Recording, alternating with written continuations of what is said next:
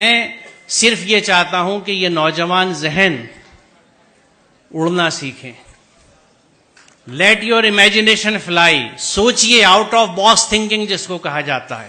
نئے رخ پہ سوچئے، ہر چیز پہ سوال کیجئے کہ میں ایسا کیوں کروں. Why should I do it? کیا یہ صحیح ہے؟ اگر میرے لیے صحیح ہے تو کیا میرے سماج کے لیے صحیح ہے؟ اور اس میں سب سے بڑا آج کل کا جو نوجوانوں کے لیے ایک میرا پیغام ہے، وہ سب سے بڑا مسئلہ آپ کی اس تعلیم کی اسٹیج سے شاید بات کی اسٹیج کا ہے، آپ کی شادی کا مرحلہ. اس میں بھی آزادی چاہیے آپ کے فکر کی. آپ سمجھ گئے کس چیز کی آزادی کی میں بات کر رہا ہوں. اگر آپ جہیز لیتے ہیں اور جہیز کے ساتھ شادی کرتے ہیں تو آپ کا ذہن قید ہے. آزاد کریے.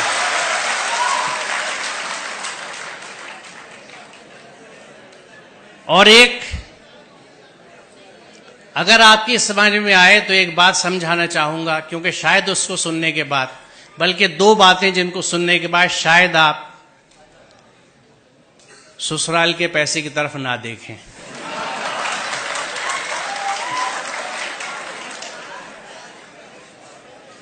دونوں باتیں سنجیدہ بھی ہیں اور رنجیدہ بھی، لہذا پہلے سے معافی مانگ لیتا ہوں اگر آپ کو دکھ ہو. پہلی بات یہ، میں یہ سمجھتا ہوں کہ یہاں اکثریت مسلمانوں کی ہے،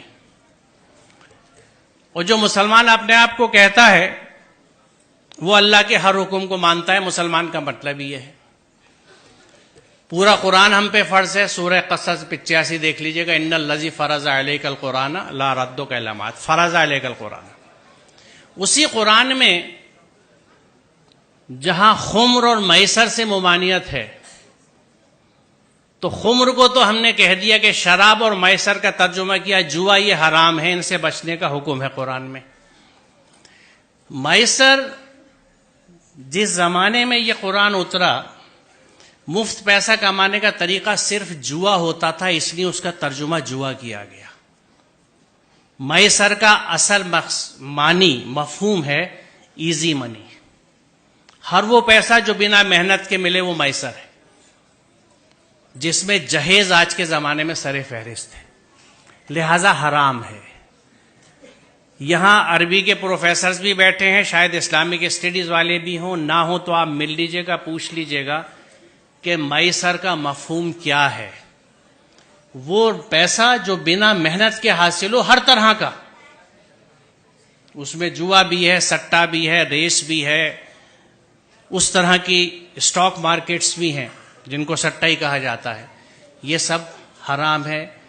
ہم اگر مسلمان ہیں، بڑے افسوس کی بات ہے کہ ہم اپنے آپ کو مسلمان بھی کہتے ہیں اور مفت کا پیسہ بھی لینے کے چکر میں لگے رہتے ہیں.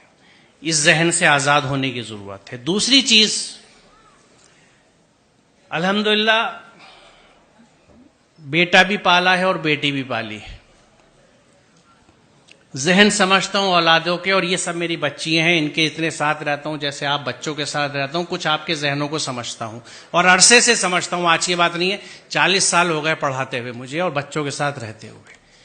اس تجربے سے میں آپ کو بتا رہا ہوں کہ بچی اپنے ماں باپ سے بہت محبت کرتی ہے. آپ اپنے گھر میں دیکھ لیجئے گا، اپنی بہنوں کو، اپنی ماں کو دیکھ لیجئے گا، میں کیسے کتنا بڑا رشتہ ہے ان کا.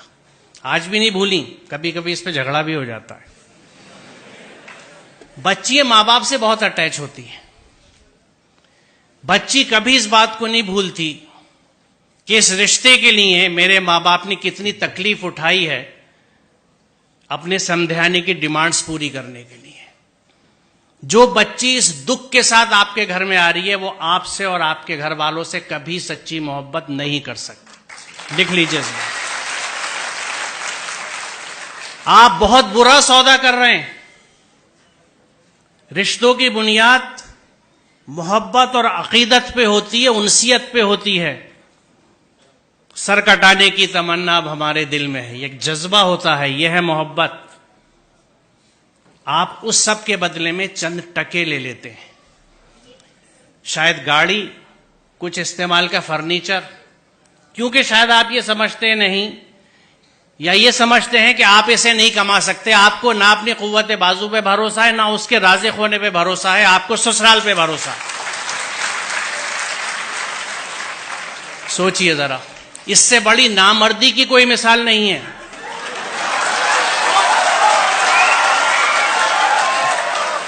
اور ہم کلیم کرتے ہیں کہ ہم مرد ہیں، مردانگی پہ لڑتے پھرتے ہیں. یہ کیسی مردانگی ہے کہ عورت کے گھر کے پیسے پہ آپ کھانا کھاتے ہیں، اس کا سامان لیتے ہیں. مجھے خوشی ہے کہ اتنے ویہمنٹلی آپ نے اس کنسیپٹ کو ریسپونڈ کیا ہے، اور مجھے یقین ہے کہ یہاں کے 90% بچے یقیناً اس پہ عمل کریں گے، کیونکہ جو جوش اور جذبہ آپ دکھا رہے ہیں. تو آج کی اس یوم آزادی کی صبح پہ یہ طے رہا، یہ پلیج لی ہم نے کہ ہم اس ذہن سے آزاد ہوں گے، ہم اپنی محنت کا کھائیں گے، اپنی محنت سے پیسہ لیں گے، میسر نہیں لیں گے، جہیز نہیں لیں گے. بہت شکریہ. خدا حافظ.